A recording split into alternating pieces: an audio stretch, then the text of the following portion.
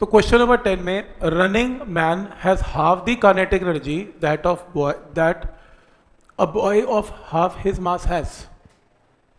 मतलब एक मैन है और एक बॉय है, इसकी काइनेटिक एनर्जी अगर इतनी है, मैन की काइनेटिक एनर्जी अगर इतनी है, तो काइनेटिक एनर्जी जो मैन की है वो half of kinetic energy of boy है। पहली स्टेटमेंट क्लियर है, मैन की काइनेटिक एनर्जी बॉय से हाफ है।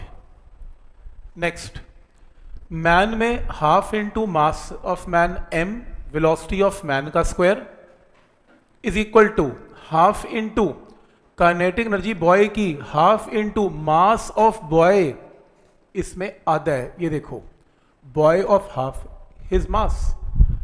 काइनेटिक एनर्जी मैन की आधी है, मास बॉय का आता है। स्टेटमेंट समझ में आ रही है? जो लड़का है वो आधे मास का है, लिखा हुआ है बॉय ऑफ हाफ हिज मास, और काइनेटिक एनर्जी जो मैन की है वो बॉय से आधी है। तो ये स्टेटमेंट नंबर 1 क्लियर है। ये क्वेश्चन नंबर क्या हो गई? 1। पहली स्टेटमेंट क्लियर है सबको? कोई डाउट है इसमें? नंबर 2, अब वो कह रहे हैं कि मैन स्पीड्स अप बाय 1, तो मैन की स्पीड सेकेंड केस में जितनी भी थी, स्पीड्स अप बाय 1 का मतलब उसकी स्पीड 1 से बढ़ गई, तो क्या हो गई? +1। लेकिन बॉय की स्पीड में कोई फर्क नहीं है, मैन का मास और बॉय का मास सबको पता है। तो कह रहे हैं कि ऐसा करने से काइनेटिक एनर्जी दोनों की क्या हो गई? सेम। काइनेटिक एनर्जी सेम हो गई, तो इसकी काइनेटिक एनर्जी क्या बनेगी? Half into m into Vm plus 1 का square, half into mass into ये लो। इन दोनों इक्वेशंस को साइमल्टेनियसली सॉल्व करके मैन और बॉय की वेलोसिटी निकाल लेना आंसर है। इक्वेशंस ये बनेगी, बाकी तो जो होगा ठीक है। तो समझ में आ रहा है कि इक्वेशंस कैसे चलेंगी इसमें?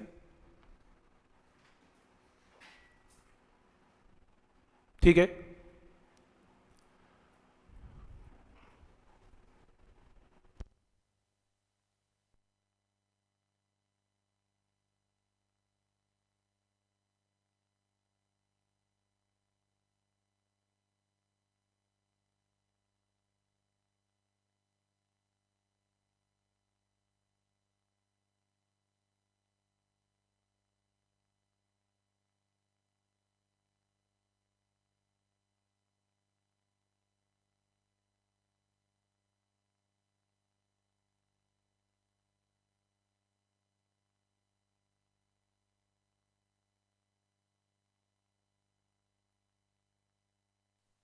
जैसे किसी पजल में बैठे हैं और पजल सॉल्व करनी हो, बट इस टाइप के नहीं, इस टाइप के क्वेश्चन तो फिर भी आएंगे।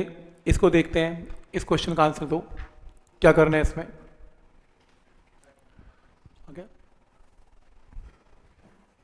35 नंबर शीट, नेक्स्ट शीट करनी है। While catching a cricket ball of mass कितनी? 200 ग्राम। ये लो, ये मास है कितना? 200 ग्राम। ये लो, इसको कैच करना है, या इसको कैच किया किसी ने, और ये कितनी वेलोसिटी से आ रही है? 20 मीटर पर सेकंड से आ रही है। The player draws his hand backward through 20 centimetre, 20 centimetre 0.20 metre तक हाथ से इसको रोका गया, अपने हाथ को पीछे करके रोका गया। तो मुझे ये बताओ कि फोर्स इसमें जो लगाई वो एक्सेलरेटिंग फोर्स है कि रिटार्डिंग फोर्स है?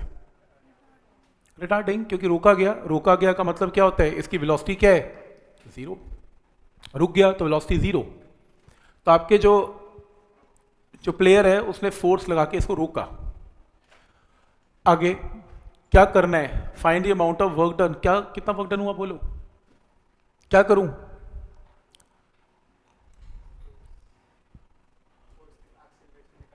नहीं, और आसान, change in kinetic energy amount of work done, work energy theorem.